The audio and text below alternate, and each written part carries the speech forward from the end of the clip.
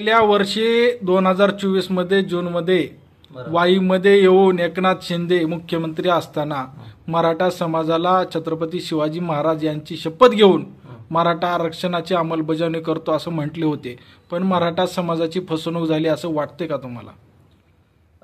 माझ्या मते कसं आहे माहितीये का, जरांगे पाटील साहेब आणि शिंदे साहेब या दोघांनी मिळून जेव्हा मुंबईला जेव्हा GR काढला तेव्हा शिंदे साहेबांकडून अपेक्षा होती की मराठ्यांना आरक्षण भेटेल आणि आणखीन पण शिंदे साहेबांकडून आणखीन पण अपेक्षा आहे की मराठ्यांना त्यांनी आरक्षण देतील आणि मला असं वाटतं की त्यांच्या हस्तेच सर्टिफिकेट काही मराठा बांधवांना मिळू शकतील.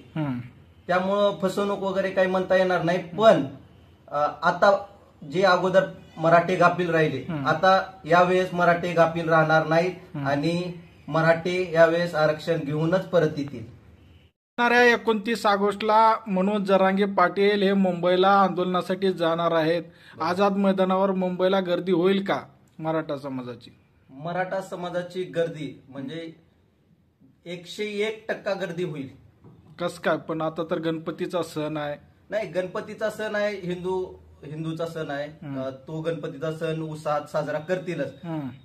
त्यासोबतच मराठवाड्यातील जनता खूप पेटून उठली आहे. गावोगावी 2-2, 3-3 गाड्या निघतच आहेत आणि मराठा बांधव त्यांना पुरेशी जेवढी जमल तेवढी मदत करत आहेत. त्यामुळं मला वाटतं की 100% आणि 101% मराठा समाज मुंबईला जातील आणि आरक्षण घेऊनच परत येतील. मराठा आरक्षणाचा हा मुद्दा निघाल्यापासून गावगाड्यामध्ये ओबीसी आणि मराठा समाज गुण्यागोविंदाने नांदत होते, पण हा मुद्दा आल्यापासून काहीतरी फूट पडली असं वाटतं का तुम्हाला? नक्कीच असं काही वाटत नाही. गावगाड्यातील जे मराठा आणि ओबीसी बांधव आहेत ते गुण्यागोविंदाने अगोदर पण राहत होते आणि आता पण राहत आहेत.